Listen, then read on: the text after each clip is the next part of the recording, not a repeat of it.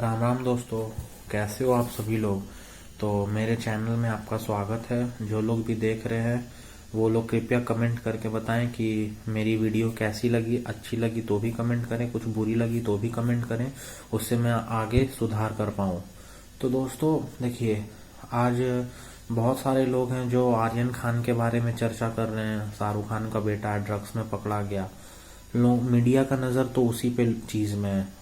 Media वाले कभी ये नहीं दिखाएंगे कि कोरोना में इंडिया को क्या क्या चीज़ से गुजरना पड़ा कोरोना के वजह से। जैसे बहुत सारी चीज़ें हैं। तो चलिए आज मैं उन्हीं चीज़ों पे डिस्कस करूँगा। और दोस्तों जो लोग भी देख रहे हैं कृपया ध्यान से सुने और आप उसे सोचें कि क्या मैं ये सच बोल रहा हूँ या क्या यह सही है। तो चलिए दोस्तों, आज मैं आपको बताऊंगा कि वो तीन ऐसे तो बहुत सारे हर सेक्टर को इफेक्ट हुआ है कोरोना से, लेकिन मैं आज आपको मेजर सेक्टर्स बताऊंगा जिससे इंडिया को बहुत ज़्यादा इफेक्ट हुआ है कोरोना वायरस को लेकर।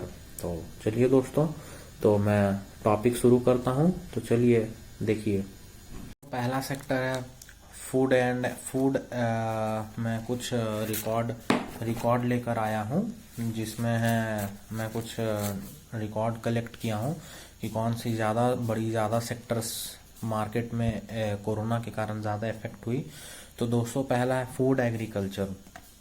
दोस्तों देखिए, फूड एग्रीकल्चर मैं इसलिए बोल रहा हूँ क्योंकि राशन पानी का सब कुछ बंद हो गया था। लगभग सब कुछ जो कोरोना वायरस के कारण ट्रांसपोर्ट नहीं हो रहा था, उसके वजह से बहुत सारे दुकानों में लंबी कतारें लग रही थी कि बहुत सारी भीड़ हो रही थी। तो बहुत सारे, जैसे पहला पॉइंट है फूड एग्रीकल्चर में, several state government have already allowed free movement of fruits and vegetables, milk etc.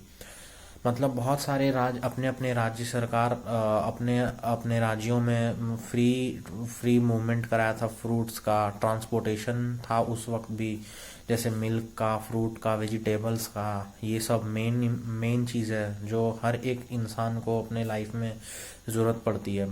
तो चलिए, ये पहला है फूड एग्रीकल्चर।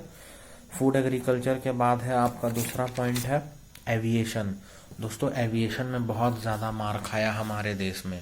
पहला रीज़न कि फ़्लाइट, ये इंटरनेशनल और इंडियन और नेशनल दोनों फ़्लाइट कैंसिल था। जैसे मैं आपको बता दूँ, फॉरेन अगर जाना है तो भी फ़्लाइट कैंसिल, अगर आपको इंडिया में स्टेट में भी जाना है तो भी फ़्लाइट कैंसिल। तो दोस्तों फ़्लाइट कैंसिल के वजह से डीजीसीए ने कुछ बहुत ज़्यादा लॉस बताया कि बहुत ज़्यादा लॉस हो रही है, क्योंकि ये एक टूरिज्म इंडिया में भी बहुत बढ़ता है और इससे हमारी जीडीपी पे कुछ ना कुछ थोड़ा सा इंक्रीमेंट देखा जाता है एनुअली। तो पहला पॉइंट था फूड एग्रीकल्चर, जहाँ पे बहुत सारे फूड ट्रांसफ़र नहीं हो पा रहे थे दूसरे स्टेट से दूसरे स्टेट, तो उसके वजह से बहुत ज़्यादा दिक्कत का सामना करना पड़ रहा था। एक्चुअली मैंने भी जब दुकान गई तो वहाँ पे लोग लंबी लंबी कतारें में थे और बहुत ज़्यादा मात्रा में राशन अपना खरीद रहे थे। तो एक्चुअली देखिए दोस्तों, अमीर लोग तो खरीद लेंगे लेकिन गरीब लोग तो नहीं खरीद पाएंगे। तो वहाँ पे बहुत ज़्यादा इम्पैक्ट देखा गया।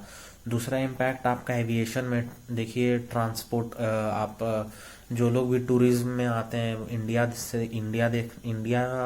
से में जो आते हैं फॉरेन लोग देखने, या यहाँ से कोई फॉरेन जाते हैं टूर करने, तो उन लोगों की फ़्लाइट कैंसिल हो गई। तो इसके वजह से डीजीसीए को बहुत लॉस झेलना पड़ा। डीजीसीए का दोस्तों मतलब है आपका ये DGCA, director general of civil aviation. तो डीजीसीए का बहुत ज़्यादा लॉस सहना पड़ा। तीसरा है दोस्तों ऑटोमोबाइल।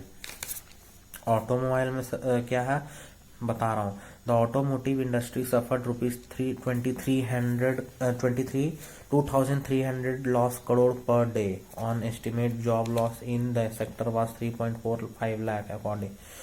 दोस्तों मैं यहाँ बता रहा हूँ कि ऑटोमोबाइल इंडस्ट्री को 2300 करोड़ का नुकसान पर डे होता था। और सॉरी दोस्तों, मैं 23,000 और 2300 में हल्का कंफ्यूज हो गया, आप बुरा मत मानना। तो 2300 करोड़ पर डे नुकसान हुआ ऑटोमोबाइल इंडस्ट्री में। और मतलब 3,45,000 आपका नौकरी गया, बेरोजगार हो गए लोग। ये हमें पार्लियामेंट पैनल पोर्ट पे मिला, जो उन्होंने जो उस समय के वेंकैया नायडू चेयरमैन थे, तो उस वक्त पार्लियामेंट पैनल पोर्टल में पता चला। चौथा है दोस्तों हॉस्पिटल्स। हॉस्पिटल्स में क्या हुआ? हॉस्पिटल्स में तो सबसे गंदा कीचाइन हुआ। वहां पे क्या हुआ? वहां पे ऑक्सीजन का कमी। पता नहीं, मुझे तो समझ नहीं आ रहा था कि सरकार पैसे खर्च कर रही थी या पैसे नहीं खर्च कर रही थी। मतलब दो रीजन उठता है, या अगर पैसा खर्च कर रही है तो सिस्टम में गड़बड़ी है, और अगर पैसा खर्च नहीं कर रही है तो चोरी कर रही है। तो दोस्तों जहां तक कि मैंने देखा, हॉस्पिटल्स में कोई कोई बेड खाली नहीं है, ऑक्सीजन नहीं है, पेशेंट का इलाज नहीं हो रहा है। तो ये सब दोस्तों बहुत बहुत बहुत ज़्यादा हॉस्पिटल्स में पेशेंट को सफ़र करना पड़ा, जिससे पूरा ज़्यादा दिक्कत हुआ। फिर दोस्तों उसके बाद ट्रांसपोर्टेशन, जो चलिए अमीर लोगों का तो नहीं मैं बोलूँगा, यहाँ पे तो गरीब ही लोग पिसाते हैं। शुरुआत में भी गरीब लोग पिसाते थे, अभी भी गरीब लोग पिसाते हैं। मतलब बहुत सारे लोग ऐसे भी थे जो पैदल, जो लोग दूसरे बिहार से जो मुंबई जाते हैं काम करने, वो वहाँ पे जो आपके बहुत सारे वो क्या बोलते हैं आपको, वर्कर्स थे, वहाँ पे बेचारे लोग, जो लोग फंस गए थे, वहाँ से उन्हें भगा दिया जा रहा था रेंट समेत, अगर नहीं दे पा रहे थे तो सबसे ज़्यादा वर्कर्स को दिक्कत हुआ। वहाँ पे जो छोटे वर्ग के लोग जो वहाँ पे काम करने जा रहे थे, बुरा मत मानना, जो लोग भी वर्ग के हैं, मैं सबका इक्वली सैल्यूट मारता हूँ, क्योंकि हर एक व्यक्ति अपने अपने वर्ग में बहुत इम्पोर्टेंट रखता है। तो दोस्तों सबसे ज़्यादा तो मैं बोलूँगा कि वहाँ पे जो मज़दूर थे, जो छोटे छोटे लेवल के किसान टाइप के थे, उन्हें बहुत ज़्यादा तकलीफ झेलना पड़ा। ट्रांसपोर्टेशन हो गया। फिर से दोस्तों बहुत सारी मार्केट्स बंद हो गई।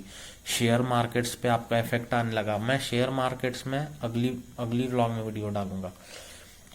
बहुत सारी सेक्टर्स में दोस्तों मार खा गई। ऑयल एंड गैस में भी देखिए ज़्यादा कीमत बढ़ गया। रीज़न इसलिए मैं बता रहा हूँ क्योंकि फॉरेन से फ्लाइट बंद, तो ऑब्वियस सा बात है कि ट्रांसपोर्ट हो नहीं रहा।